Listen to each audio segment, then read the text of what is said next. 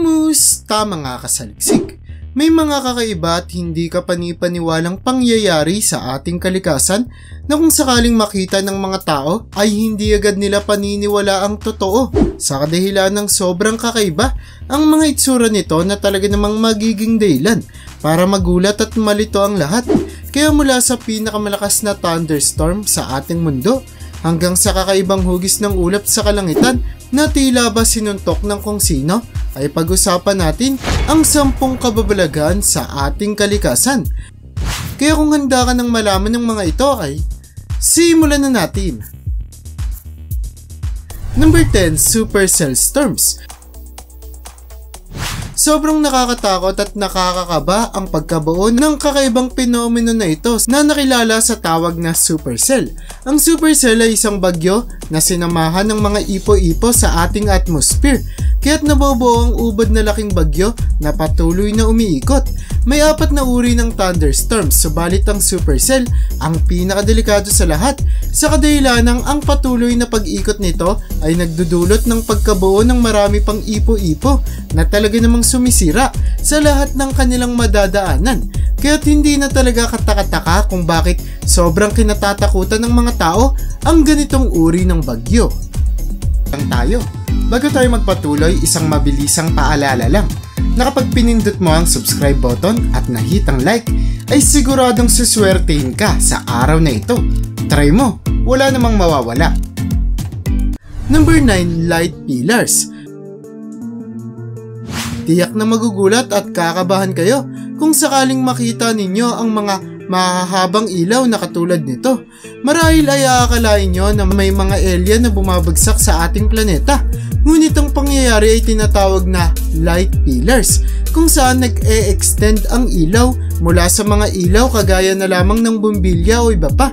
Nangyayari ang kakaibang fenomeno na ito kapag nagre-reflect ang ilaw sa mga ice crystals na matatagpuan sa ating mga ulap at atmosphere.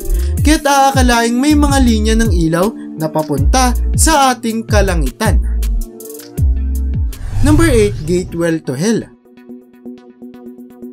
Matagal nang pinagdedebatihan ng mga tao kung totoo ba ang impyerno, kung saan may nagsasabi na totoo ito at ang iba naman ay nagsasabing gawa-gawa lamang ang impyerno.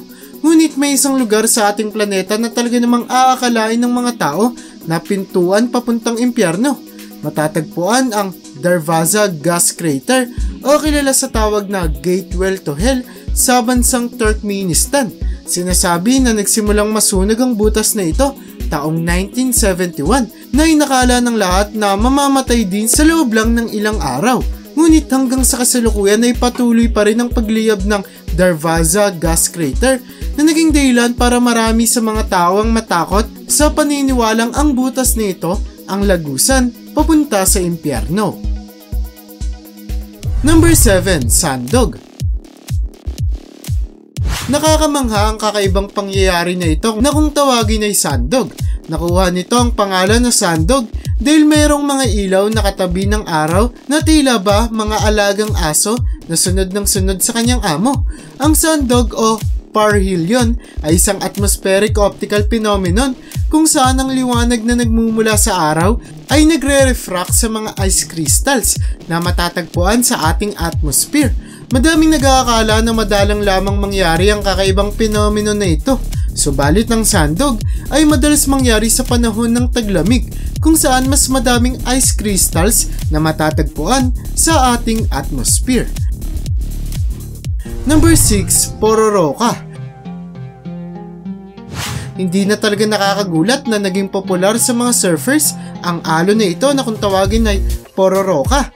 Ang pororoca ay nangangahulugang The Great Roar, kaya talaga namang sobra ang lakas ng alon na ito. Subalit bihira lamang mangyari ang pororoca sa kadahilanang nagaganap lang ang kaganapan na ito 2 beses kada taon sa loob ng kalahating oras. Kaya't madaming mga surfers ang naghahanda at nagmamadali upang abutan nila ang alon na kayang maglakbay ng 800 kilometro na talaga namang nagbibigay ng excitement sa maraming mga surfers. Isa din sa pinakadelikadong alon ng pororoca dulot na ang taas nito ay kayang umabot ng 13 talampakan. Kaya naman may mga kaso na rin na ang pambihirang pinomeno na ito ay nakapagdulot na ng kamatayan sa maraming mga tao. Number 5. The Great Blue Hole. Aakalain ng marami na ang lugar na ito ay isang lagusan papunta sa ibang mundo dahil sa misteryoso nitong itsura, pero ang butas ay isang marine sinkhole na kilala sa tawag na Great Blue Hole. Matatagpuan ang butas sa bansang Belize, kung saan naging popular ito para sa mga divers na nagtatangkang alamin ng mga sekretong tinatago ng Great Blue Hole. Matapos itong imbestigahan ng mga eksperto na gumamit pa ng mga submarine para malaman ang itsura ng kabuuan ng butas, ay nagulat sila pagtapos nilang madiskubre na ang butas ay may lalim na 400 talampakan. Subalit pagkaraan ng 300 talampakan ay mayroong layer ng hydrogen sulfide na pumipigil sa mga tao na lumusong pa ng mas malalim, sa kadahilan ng ang mga magtatangkang magpatuloy ay agad na mawawalan ng buhay na makikitang sinapit ng 2 divers na natagpuan dito. Number 4. Whirlpool.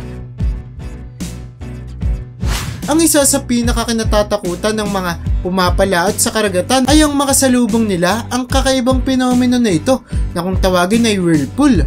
Nagaganap ang mga whirlpool sa tuwing tumatama ang umaagos na tubig sa kahit na anong bagay na nagiging dahilan para mag-iba ng direksyon ng pagdaloy ng tubig. Ang pag-iba ng direksyon ng tubig ay magbubunga ng pagkabuo ng whirlpool na tila ba isang ipo-ipo sa ating karagatan, kung saan maraming mga kwento ang nagsasabi na may mga barko at bangka na nilamon ng kakaibang phenomenon na ito. Number 3. Playa del Amor. Tila ba isang paraiso ang isla na ito na kilala sa tawag na Playa del Amor na matatagpuan sa bansang Mexico. Ang kakaiba at ubod na gandang isla na ito ay naging popular sa mga tao dahil sa kakaiba nitong itsura, kung saan kakailanganin mong pumasok sa loob ng kuweba bago mo marating ang Playa del Amor. Ang kisame ng kuweba ay may dambuhalang butas kung saan makikita pa rin ng kalangitan. Ang kakaibang isla ay nabuo dahil sa pagpapasabog ng mga militar sa kuweba, pero ang pagbomba na ginawa ng mga sundalo ang naging dahilan para madiskubre ang Playa del Amor na talaga namang isang yaman ng ating kalikasan. Number 2. Monarch Butterfly Migration. Talaga namang nagulat ang mga tao nang makita nila ang milyong-milyong paru-paro na lumilipad sa kalangitan, kung saan inakala ng iba na nakakita na nagugunaw na ang mundo. Pero normal lamang ang proseso na ito na tinatawag na migration na kadalasang makikita sa mga ibon. Ginagawa ng mga hayop ang migration para makahanap ng mas magandang lugar kung saan marami silang makukuhang pagkain at maganda ang klima na kanilang gagawing tirahan. Ngunit nakamamangha pa rin isipin na ang monarch butterfly ang natatanging paru-paro na nagmamigrate. Kaya't hindi na natin masisisi ang mga taong nakakita na ng ganitong pangyayari kung isipin nila na magugunaw na ang mundo. Sa kasamaang palad ay hindi madaling makita ang pag-migrate ng mga monarch butterflies sa kadahilan ng nagaganap lang ang pangyayari sa bansang USA at Canada, kung saan lilipat ang mga paru-paro papunta sa bansang Mexico at California tuwing taglamig. Bago tayo dumako sa una sa ating listahan ay tignan ang larawan na ito kung saan makikita ang dambuhalang aninong ito malapit sa kable ng mga kuryente. Madaming nagsasabi na ang larawan ay nagpapatunay na totoo ang mga higante at nagbabalik na daw sila para sakupin ang ating planeta. Habang ang iba naman ay nagsasabi na isa lamang itong kakaibang pinomena. Pero kahit na ano pa ang paliwanag at pangyayaring ito na makikita sa larawan, ay hindi pa rin may tatanggi na sobrang nakakagulat makita ang imahe. Number 1. Sky Punch.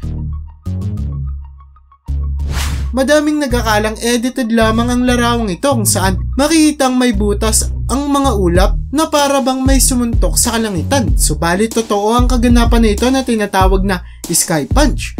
Ang Sky Punch o False Streak Hole ay isang kakaiba at bihirang makitang phenomena na makikita sa ating kalangitan, kung saan sa sobrang dalang nitong mabuo ay madalas itong pinagkakamalang kagagawan ng mga alien. Nagaganap ang Sky Punch tuwing may mga eroplanong lumilipad sa mga ulap na nagiging dahilan para lumamig ang hangin sa ulap na magdudulot ng pagbagsak ng ulap bilang mga nyebe. Ang butas kung saan nagmula ang mga nyebe na ito ay lalawak hanggang maging isa itong dambuhalang butas sa ating kalangitan.